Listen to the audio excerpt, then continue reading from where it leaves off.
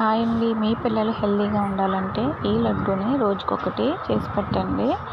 మీ అందరికీ తెలిసిన రెసిపీయే సున్నుండలు. దీనికి కావలసిన పదార్థాలు మినుములు, బాదం, జీడిపప్పు, బెల్లం అండ్ ఇలాచీ. దీనికోసం స్టవ్ ఆన్ చేసుకుని బాండి పెట్టుకోవాలి. దానిలో 1 కప్పు పొట్టుతో సహా మినుములని వేసుకోవాలి. అవి ఎర్రగా క్రిస్పీగా అయ్యేటట్లు వేయించుకోవాలి. తరువాత దానిలో బాదం, జీడిపప్పుని యాడ్ చేసుకోవాలి. అవి కూడా వేగిన తర్వాత 2 స్పూన్స్ రైస్ని యాడ్ చేసుకోవాలి. ఇవన్నీ దోరగా వేగే వరకు వేయించుకొని మిక్సీ జార్లోకి తీసుకొని పౌడర్ చేసుకోవాలి.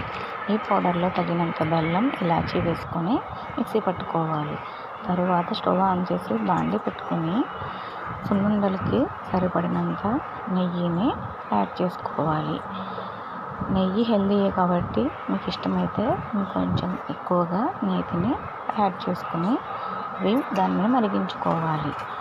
తరువాత మిక్సీ పట్టిన పౌడర్ని ఒక ప్లేట్లోకి తీసుకొని మరిగించిన నెయ్యిని కూడా వేసుకొని అదంతా కలిసే వరకు కలుపుకోవాలి. తరువాత లడ్డూల్లా చుట్టుకొని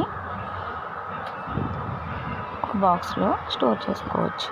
మా వీడియోస్ మీకు నచ్చినట్లయితే లైక్ అండ్ కామెంట్ చేయండి. Please subscribe my channel.